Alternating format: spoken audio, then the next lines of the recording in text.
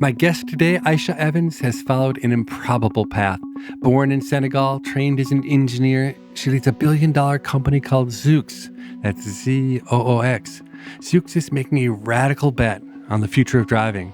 They're developing a fleet of robotaxis that will pick up and drop off riders on demand. But one glimpse of these cars, and you will know what I mean by radical. No steering wheel, no front or back seat, just a big open rectangle with two bench seats facing each other. They're only testing these vehicles, but I want to find out how long it will be before they're functional so I can buy one. Welcome to People I Mostly Admire with Steve Levitt. Have you noticed that I almost never have CEOs as guests on this show? That's because my experience with CEOs is that they won't say publicly what they actually believe. They just spout the company line. I'm making an exception today because I've heard Aicha Evans is different, and we're about to find out whether or not that's really true. And just a heads up, at a few points in this episode, you'll be able to tell I'm wrestling with a head cold. I'm feeling better, but thanks in advance for bearing with me. Do you have the sense that autonomous driving has turned out to be a tougher problem to solve than the engineers and data scientists expected? I feel like I've been hearing for a decade that we were right on the cusp of fully autonomous vehicles. I absolutely think so. As an industry, we've underestimated the problem, but I'm one of those optimists. I actually think that's a good thing, because when you have a generational challenge and opportunity, if at the beginning of the journey you start talking about how complicated and difficult it's going to be, you might not try, you might not get going. But progress is definitely being made, and I'm glad we all got onto the journey. I consider this to be basically something that's inevitable. It's a matter of time, and it's really going to change a lot of things in our lives and environment and cities and how we do things and how people move around. Yeah, if this doesn't happen, then I think our entire vision of what the future is like is very different than what we're imagining. So first, maybe you could explain what the strategy is that Zoox is following and how you fit into the broader schema of autonomous vehicles. Yeah, so for Zoox, we're a transportation company. We're setting out to reinvent personal transportation to make it safer, cleaner, and more enjoyable.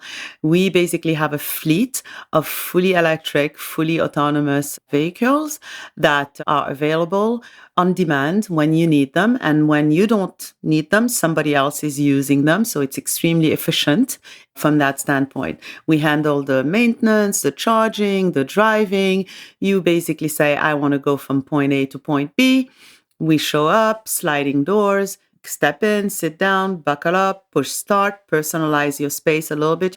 And by the time we drop you off, we are picking up another passenger. So we are really all about riders and people who need to be transported from point A to point B. And that's a very different model from most.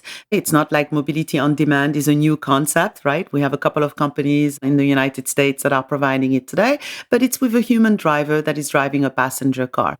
It seems to me that there are three very different types of barriers that stand in the way of fully autonomous vehicles. One is the technical challenge, the science and engineering of solving a really hard problem. The second barrier is human psychology, getting humans to trust the technology and to change their habits. And the third is politics and regulation, because I think even if you have a great technology that people would use, powerful interests are going to try to stand in the way of actually letting us put those into practice. So I was hoping you could just run through those one by one, starting with the technical side.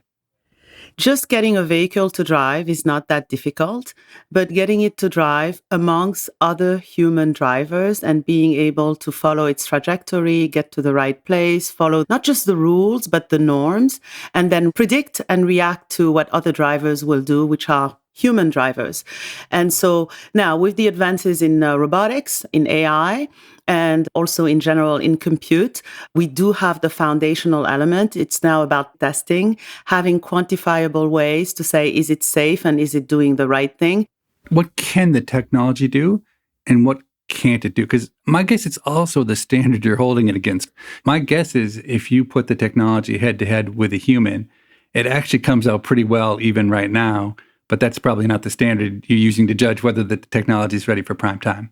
Exactly. So the technology does well in normal environments today, and it does actually better than humans. However, in terms of handling all of the long tail type unpredictable situations, somebody jumps in front of you, somebody on the other side in traffic is not respecting the rules, being able to handle those scenarios over and over again in a reliable way, that's what the technology is not fully capable of doing yet. And that's why we're all testing and developing our safety models to be able to basically do that. So it's not about doing a route once, it's about doing it thousands and millions of times in a very predictable way, no matter what's thrown in front of you in terms of being able to predict it or react to it. So I presume these artificial intelligence systems that you're using, they learn from experience. How do you train them? Are you letting them drive around all day with a human behind the wheel, or can you actually build simulations that give the systems practice off-road as well? All the above. So 3 forms of testing. First, we have, in our case, Toyota Highlanders that are outfitted with the exact sensor and compute configurations, and they are driving around downtown San Francisco as well as Las Vegas, shift after shift. And there is a safety driver. And then when they come back to base, we take the log and we review what happened. And if a driver took over, we try and understand, was it just a precautionary measure, or was the vehicle going to do something it's not supposed to do or we don't want it to do, and then the driver took over. Then we have the purpose-built vehicle where there is no safety driver whatsoever. So we're testing that on private roads, on very deterministic routes, and starting to teach it. So it's not as advanced as the Toyota fleet, but it will get there. And then simulation, because not all miles are born equal. And you want to be able to not just simulate, but add scenarios, add agents, jumping in front of it, doing things you don't expect. You apply a fix, and then you do it again.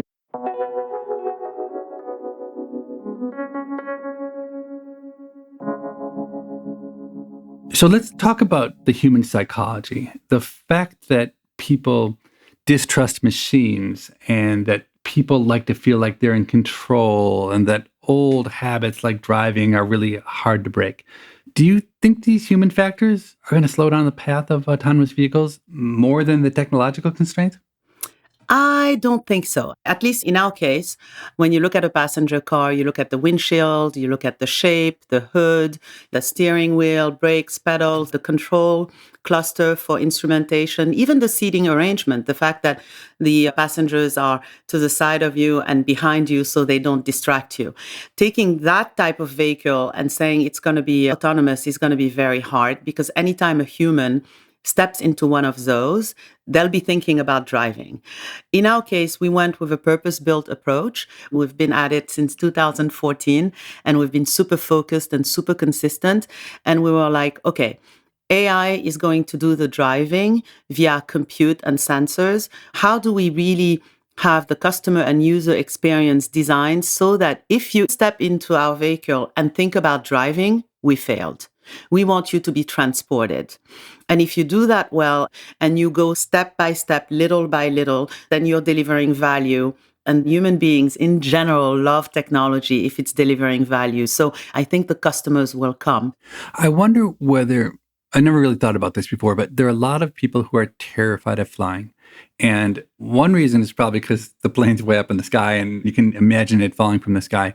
Another obvious reason is that they aren't in control. They're relying on some pilot they don't know to drive them. I wonder if your purpose-built vehicles will create a whole new kind of phobia, the phobia of riding around in something where you don't have any control over it. Yes, it will, for sure. I mean, we could have waited a much longer time being closer to launch to basically show the vehicle and show it what it's capable of. But we've started a conversation with select folks, and we hosted quite a few families and had them sit in the vehicle, give us their feedback. We've also thought a lot about the customer experience. Now, I'm a little biased, I will admit that, but I can tell you that when I ride in our vehicle, for the first, let's say, 5 minutes or so, I'm like, wow, this is just amazing. But you know what happens? After 5 minutes or so, I'm on my phone, I'm listening to music, I'm doing something different. I totally forget. Now, we're going to have to earn it. At the end of the day, it has to be safe. And I've said publicly, unless I'm willing to put my own children in there, it's not safe yet. In 2018, I remember a pedestrian was killed by one of Uber's self-driving cars. And she was one of maybe 40,000 people who died in car accidents that year. But the result was that Uber suspended test driving in Arizona and California. And also, just to add, I looked up the data. There were 58 people killed in Uber vehicles driven by humans that year, and nobody really complained. It will be really difficult for autonomous vehicles to take off if the perceived acceptable level of risk is zero, don't you think? So it's something we discuss a lot in our industry, and we don't get to whine about it. It is what it is. You know, humans have tolerated norms of acceptance with certain situations. It took a long time to get to that point. And from the beginning state, the expectation is going to be zero, which, by the way, is not realistic.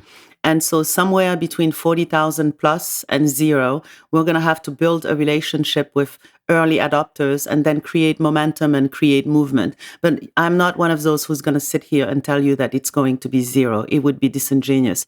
Why do you think that humans are so forgiving of the mistakes of other humans, but have so little tolerance when an algorithm makes a mistake?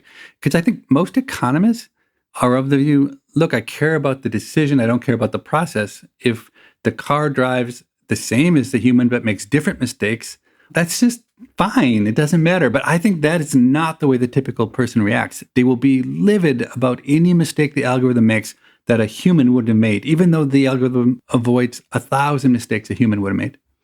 I don't think we're just logical creatures. I think that, first of all, we've been together for a very long time. There are norms around intuition. There is a difference between the brain and the soul. There are also emotions, and that leads us to have essentially a reservoir around forgiveness, around expectations. We know ourselves that we're not perfect. We take that for granted, or at least those of us who try to be honest with ourselves. And when it comes to the machines, we're like, wait a minute, you are supposed to be totally logical. You're supposed to have an algorithm that doesn't make any mistakes. And if there are some, you need to have error correction. We don't have an emotional connection to that, and we don't have a discount for that. So I will say I've never seen a piece of technology that I thought I needed or would help my life. I could not understand why I would ever want email, a phone. What would I do with a phone? Why would I want to have a laptop? But I would really want to have a driverless vehicle, and I want my own driverless vehicle in my own garage ready to take me everywhere I want. So it's funny. I must be totally out of step with society when it comes to technology.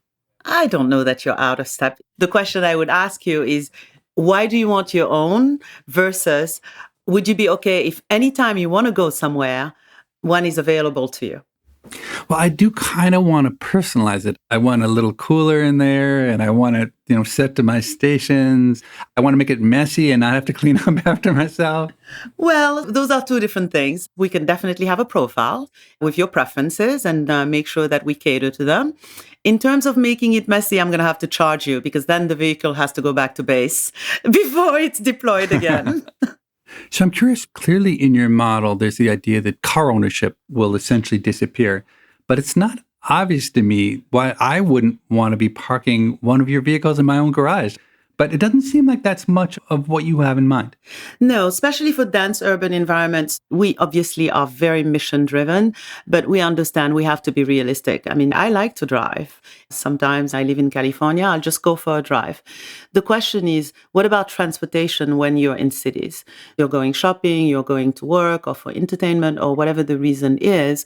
If we can provide the service of transporting you from point A to point B and just providing that as a service, as we're seeing today with mobility on demand, we think that there's a market there. But it will be a long time before that is the only way of being transported. And as I like to tell people, when basically the horse and carriage were disrupted by the Model T, the horse and carriage didn't fully go away.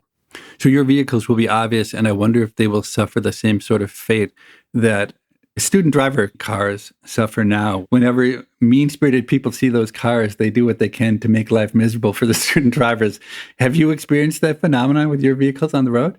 Not to the extreme, but sometimes we receive an email or something and somebody says, I was on the road and I did XYZ and your vehicle did ABC. Now, what I invite everybody to remember is that in our case, we have sensors on all four corners of the vehicle and we have 270 degrees at every corner. So we have basically varying 360-degree field of view. And that's camera, LiDAR, and radar. So remember, we are recording everything all the time. That's good. That's all I have to say to those mean-spirited people who want to test us. I love that answer.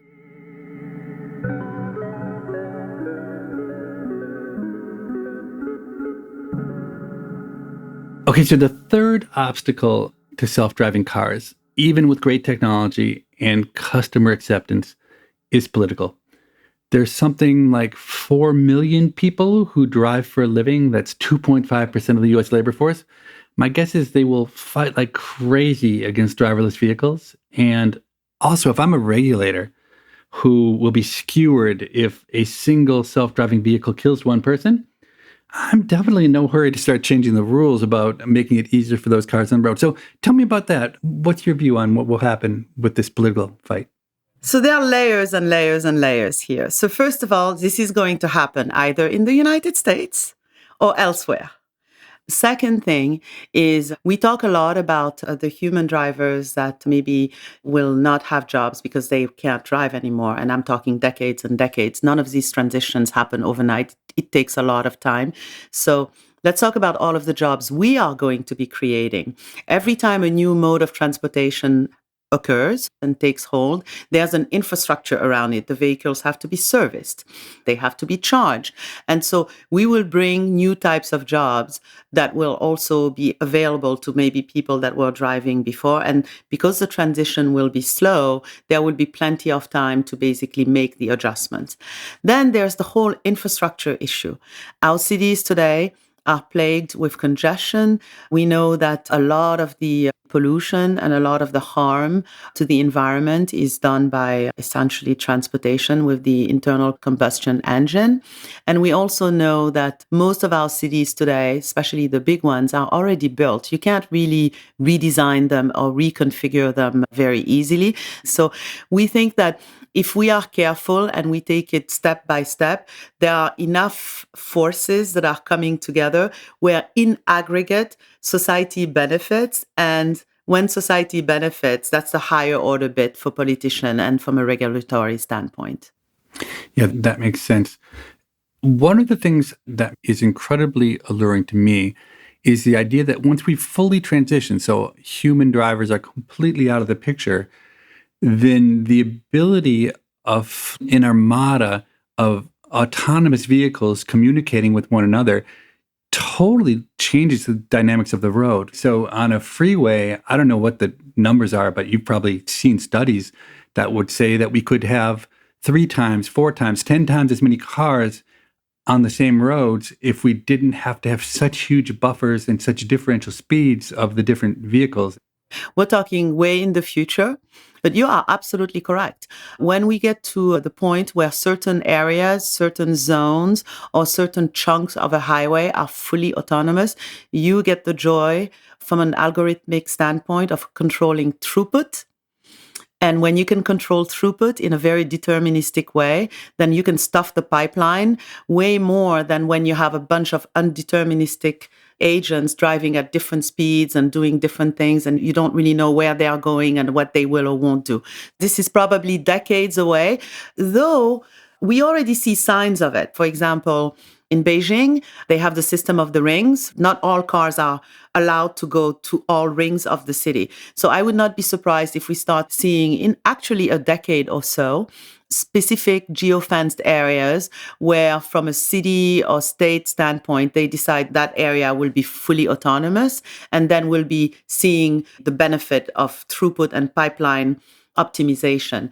But at scale, it's going to take decades.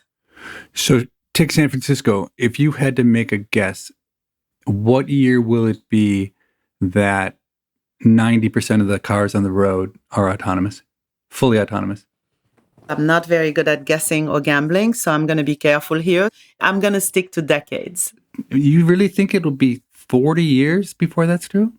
First of all, decades, that can go all the way to 90. Okay.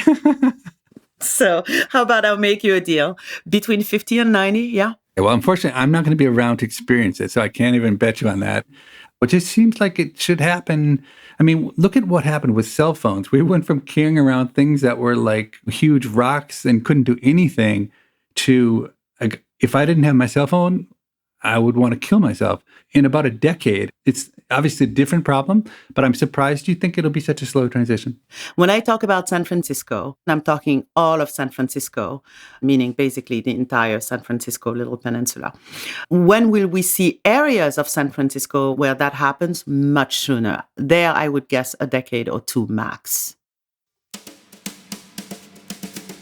You're listening to People I Mostly Admire with Steve Levitt and his conversation with Aicha Evans, head of the autonomous vehicle company Zoox. After this break, they'll return to talk about the economics of the autonomous vehicle industry.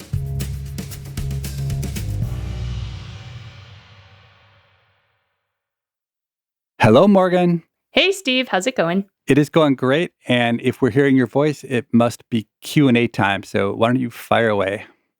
So at the end of our episode from a few weeks ago with Maya Shankar, you shared a hypothesis. Do you remember what that was?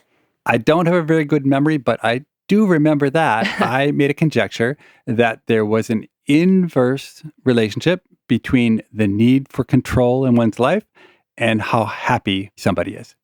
Inverse relationship. You're such an economist. So you mean that less control in someone's life means they might be more happy, or if they're more controlling, they might be less happy. People who need to control their life tend not to be very happy, is my experience. Right. People who accept whatever comes tend to be pretty happy. You also said that you had changed in your own life, that you were able to let go of control and you are happier now than you used to be. So a few listeners had a follow-up question. Specifically, a woman named Linda wrote in to say that she would love to hear you elaborate on how you were able to let go of the need to feel in control all the time. Do you have a good answer for her? So, Linda, I do have an answer to that question, although I think it's going to turn out to be a little bit heavier than you hoped or thought. But here's my answer. I can think of two distinct events in my life that have profoundly affected the way I think about control. The first of these was a month-long trip I took to India, and I talked about that at length in our episode with Sam Harris, so I'll just leave that to listeners. If they want to hear that story, they can go back and listen to that old episode. But here's where it's going to get heavy. The other experience in my life that deeply affected the way I think about control was by far the most tragic thing that's ever happened to me. I had a son named Andrew. He died suddenly 9 days after his first birthday from meningitis, completely out of the blue. And I had always feared something like that. Sometimes losing my child was probably the deepest fear that I had. And I wish that I could say, oh, the reason I was able to let go of control is that my worst fear came true, and it turned out not to be that bad. But actually, it was the opposite. My worst fear came true. And losing a child was so much worse than I ever imagined it would be. And really, the only escape from that for me was surrender. It was surrender to the universe. And it was just the pain and the loss was so great that I just kind of gave up. And I don't even know if that will make sense to people listening. But to move on in life, I just gave into it. I just gave into the idea that I had no control, that I was nothing, that the world was going to do what it was going to do to me, and I had no choice but to accept that. And look, and there was virtually nothing good that came out of his dying, but I have since then been more or less free of the need for control, and I wish it could have happened in any other way than the way it happened. I know that you really like the Serenity Prayer. Is that why? Absolutely. So I don't even know the Serenity Prayer except for the first two lines. God grant me the serenity to accept the things I cannot change, the courage to change the things I can, and the wisdom to know the difference. And I think those are some of the most profound words I've ever read. Yeah, me too. Thanks for sharing, Steve. I hope some of our listeners have found some comfort in what you said.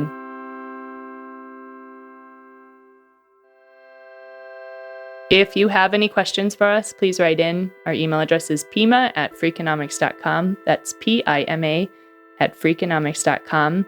We'd love to hear your thoughts, ideas, and questions about anything. Let's get back to the interview now.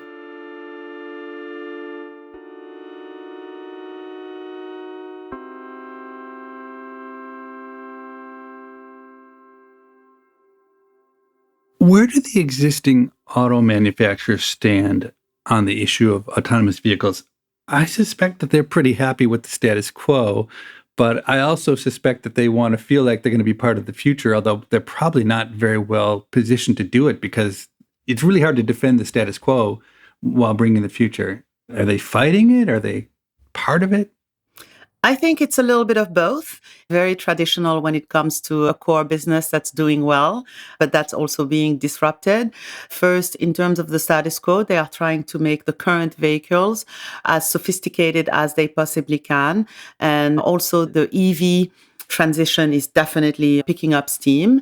When it comes to autonomous driving, in terms of a fleet of robo-taxis that's just for transportation and pick up and drop off, you see a little bit less momentum there, but that's to be expected. This is why most companies are very successful and then they basically sit at the top of that success and then they forget to look at the disruption that's coming either sideways and from the bottom. And then a lot of them over a cycle disappear because they miss the transition. Again, this is inevitable. So those who embrace the new world will be fine and those who don't will have a very difficult time. This has been true since the beginning of times. Doesn't matter how well you're doing, at some point there will be disruption. You embrace it and you get to be around for the next round. You don't embrace it and you go away. Yeah. This is an aside, but do you think it makes sense that Tesla has a market cap of over $500 billion, more than the next 6 auto manufacturers combined? I don't know anything about it, but it seems really bizarre to me. That's a tough question. Look, I don't know that I'm qualified to say whether it makes sense or not from just an absolute value standpoint. There are a lot of things in this market that are quite mind-boggling, shall we say. But I want to give them credit. At the end of the day, they are disrupting the industry. At the end of the day, they have found a way to do it while developing technology and participating in the innovation while already delivering a product to customers. And sometimes I'm sure maybe my PR team will be like, what did you say in a podcast? But the reality, I think fair is fair. So Tesla and Zoox are taking a really different approach to autonomous driving. So they're incrementally trying to implement within the given system ways of building in levels of help from algorithms. And you have taken the incredibly bold strategy of skipping over everything intermediate and jumping right to the punchline. So let me just say what seems so radical to me. The first one is that you're building vehicles that don't have any space for anyone to ever drive. So you're not hedging against the possibility that you're going to need somebody sitting in the front seat, which makes total sense to me. But it's risky, right? It's a big swing. Secondly, you're not content, like, say, Uber or Lyft, to be providing the taxi service. You're not content, like Tesla or Ford or General Motors, to just be making the vehicle. There must be people who are just in the software part of it as well.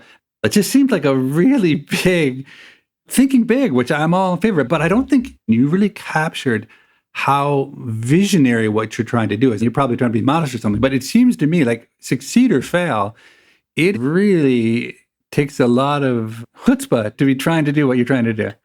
I haven't heard the word chutzpah for a while, so thank you for that. That's making me smile. Look, we actually look at it very differently. We look at it as we are the most focused of everyone. We are taking the subset of the different technologies, vehicles, electric vehicles, robotics, AI, the service, software, simulation. We're taking the intersection of those that is required to solve the problem and solve it correctly. We don't think that taking a bunch of cars and retrofitting them by just slapping sensors on them is going to do it. And so we think that you architect the vehicle with that intent from the beginning, and we have not deviated. And we're not doing anything else. We're not doing trucking. We're not doing logistics. We're just doing this people mover. And yes, it has no manual controls because as we started talking about earlier in the podcast, we don't want you to think, you, the customer, to think about driving. We're going to transport you.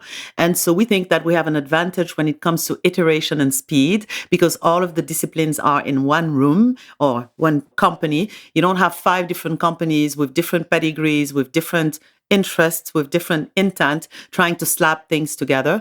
And then in terms of people, we started with 2 co-founders, and that was it. In 2014, we're up to about 1,200 people and hiring, by the way, in all of these disciplines.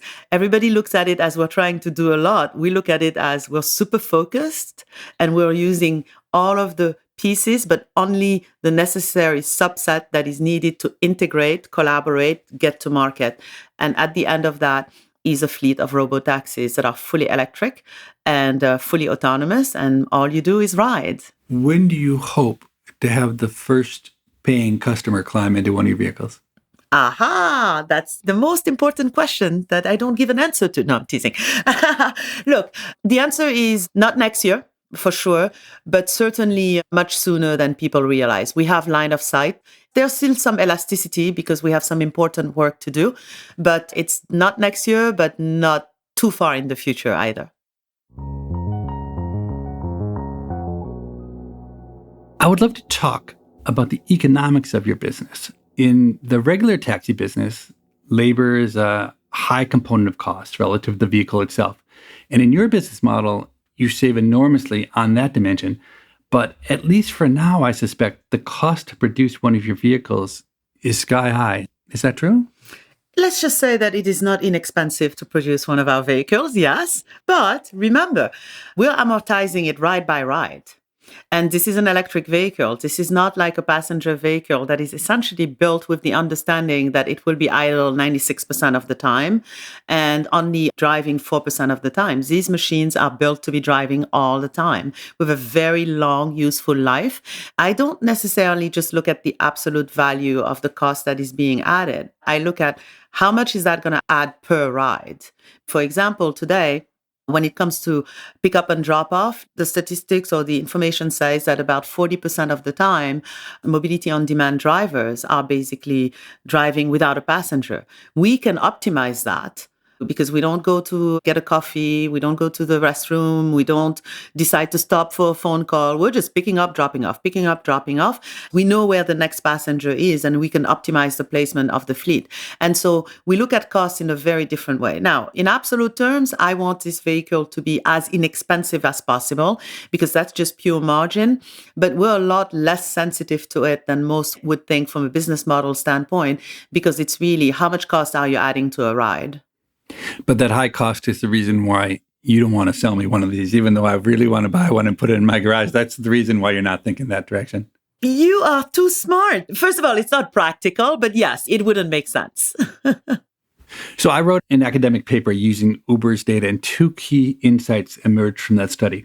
And the first one was that the consumer surplus associated with ride sharing was huge. In other words, the benefits that consumers got from the existence of Uber being available was far greater than the amount of revenue the company was getting or that the drivers were capturing. Basically, it was just saying, this is an amazing innovation for society. And your business model is exactly along the same lines and would also yield these huge social returns. But the second insight that emerged from that paper was that by any reasonable standard, Uber was charging way too little for its rides. So for the economic nerds out there, Uber was pricing on the inelastic part of their demand curve. And you learn in Econ 101 that a profit maximizing firm should never price on the inelastic part of their demand curve. I think partly Uber was making a mistake and they didn't realize how poorly they were pricing. But also, I think they were caught in a very competitive situation. Tough competition led them to want to charge low prices to try to capture market share. And I wonder, do you ever worry about the possibility that you'll overcome all of these other obstacles and then cutthroat pricing will leave you with no margin in the end? So I have to be careful here because I also don't want to come off arrogant. That would be bad. I worry about it in terms of I monitor for that tendency. But I'm not too worried that we're going to do that because, first of all, mobility on demand, a contract has been established. That's one. Second of all, look, this takes a lot of technology. This takes a lot of talent. You can't just wake up as a willy-nilly company and say, I'm coming into autonomous driving tomorrow morning. It takes time. We've learned a lot, several generations of iterations. So we think that the competitive landscape is going to be a little bit simpler for us because of that. We're not saying we're going to be the only ones. This is a multi-trillion-dollar opportunity, according to Morgan Stanley. And we know that those don't get controlled by one company. That's just not the way it works. But we think that the time to be low barrier of entry and very commoditized is many, many, many, many, many decades away. Now, will there be price wars, especially in certain market? Probably. But you know what? That's okay. The customer benefits. At the end of the day, we think that there's a lot of elasticity in the business model, and we are very resilient to variation in pricing. But overall, your plan is not to follow the Uber path. So far, they've run up over $20 billion in losses. So you're not hoping to follow that path, I take it. No, I'm not one of those who puts profit ahead of everything. You build great technology, a great company, a great culture. You provide a product that customers want. And then out of that, the outcome will be a great business, and great business equal revenue, margin, net income, free cash flow.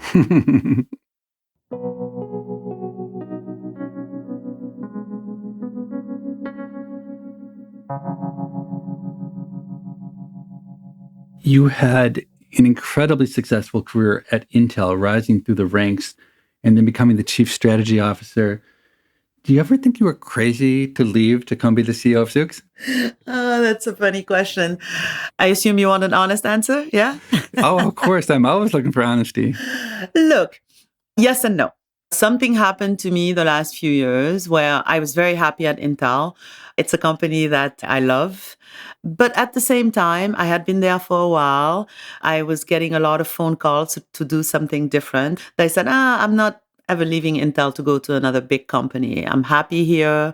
At the same time, you start getting to this point in your career where obviously you want to be compensated fairly, you want challenging assignments, but you start thinking about meaning, impact, legacy. And when the call came about Zoox, first immediate reaction was like, oh, that sounds complicated. It's very worthy. And remember, by trade, I'm a wireless engineer. And I think that wireless is also a transportation business. We just happen to transport bits that lead to access and knowledge.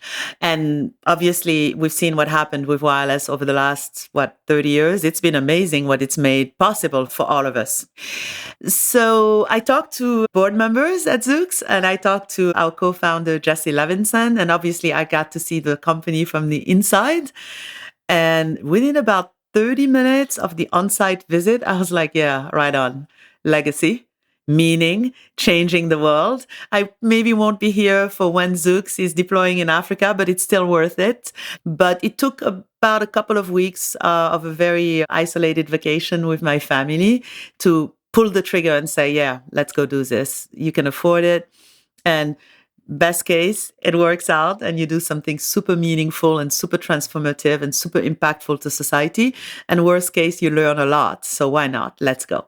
Let me ask you about failure. So as a manager, I would assume one of the most challenging issues is that ex ante, you want people to take risks and that will inevitably lead to failure.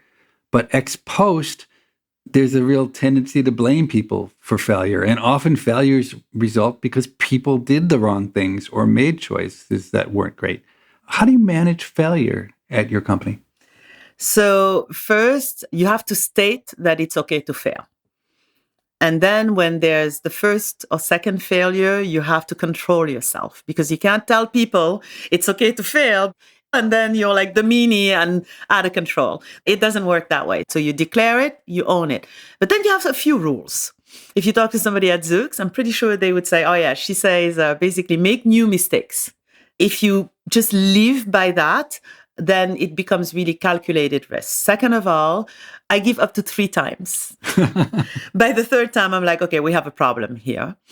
And then last but not least, when you fail, the most important thing is really the learning. What happened? Why did it happen? And then how can we make sure that it doesn't happen again? Are you able to cultivate a culture at Zoox where people will tell you you're wrong? Or do people just yes you all the time? The majority of people yes me all the time until the anonymous survey comes in. That's the normal methodology. But it is my responsibility to have a set of people, it's fairly small, who will tell me that I am not queen of the anthill, who will tell me that I'm wrong, who will tell me that I'm inconsistent. There's one person on the team, she starts with Miss Aicha, we need to talk. And so there are about, I want to say 10 people or so, plus my co-founder. We talk all the time. We've built in 2.5 years an incredible amount of professional intimacy and support for each other. And then there is my husband and my two kids. They will definitely tell me.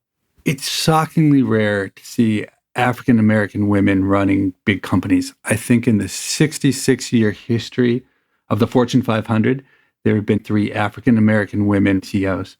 Do you feel any responsibility to fight for change in the system? Or do you see your job as just to be the best CEO you can be and leave social change to others? It's evolved. Yeah, I will own the fact that initially it was all just about being the best that I can be. And I want to say over the last 5 years or so, through some people talking to me, I'm going to admit, and also through just observing some things, I feel a little bit more of a responsibility.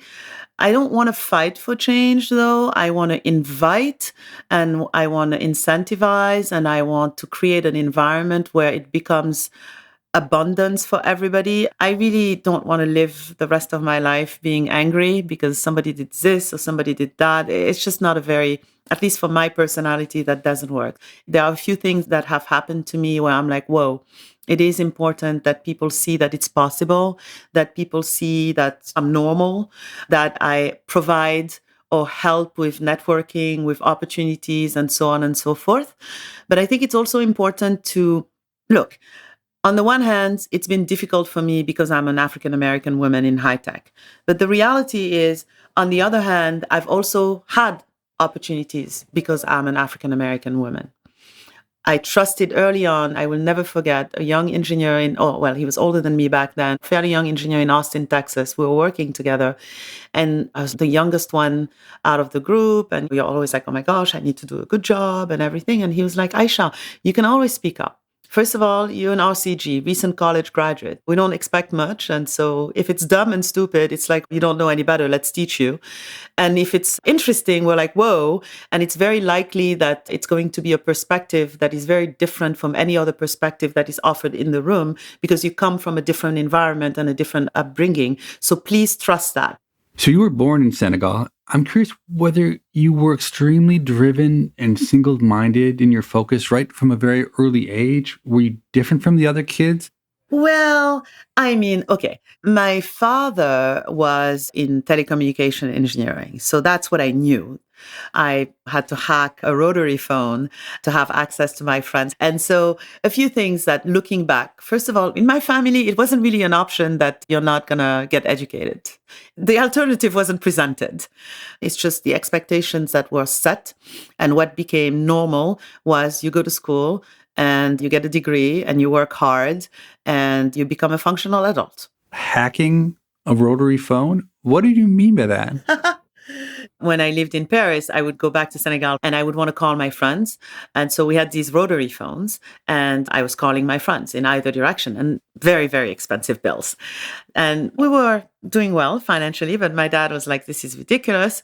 And so he put a lock. There's a little lock that you could buy. It literally had a key and you would turn it and then you couldn't move the little wheel to dial numbers. What he forgot is that you have the handset, and when you take the handset off the base, there are 2 little clicks. So I opened up the phone, and when you're dialing, what's really happening is that the movement of that dial, depending on the delta T distance, provokes basically a number of clicks on those little clicks. So I figured out how to write down a phone number in terms of number of clicks with the right interval in between. Would you dial wrong numbers pretty frequently? Yeah. It was a catastrophe at the beginning because getting the click is easy, but the space and time between the click, it takes a little bit of time to master that rhythm. But eventually I got pretty good at it. And I would dial with my finger and I would tap. 1 would be 1 click, 2 is 2 clicks, 3 is 3 clicks. And I figured out the rhythm perfectly. And my dad was like, I can't understand this. We're still getting crazy phone bills and it's the same phone numbers. And I'm like, He still jokes about it. It was probably one of his proudest moments, I would suspect. Back then, he was very unhappy with me, but I've started sharing this story publicly the last couple of years.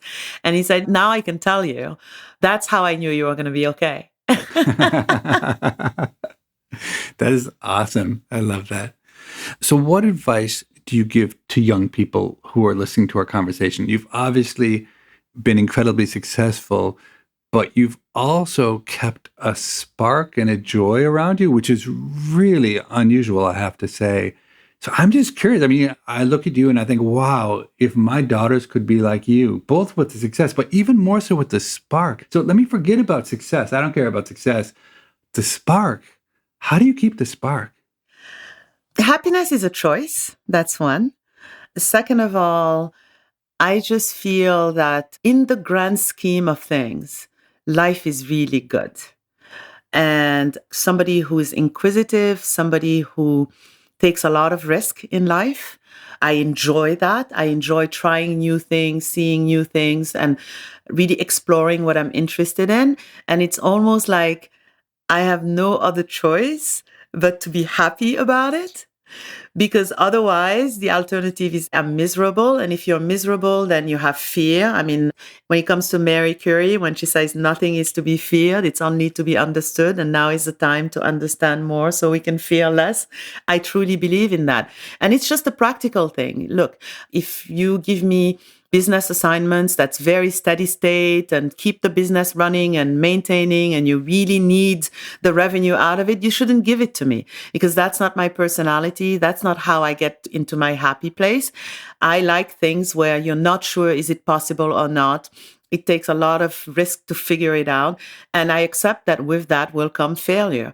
If it's easy all the time, that means we're not pushing the envelope. We're not innovating. We're not taking risks. So if you want to learn to live with failure because it feeds another happiness in you, which is the happiness of discovery and creativity, you have to work on staying happy.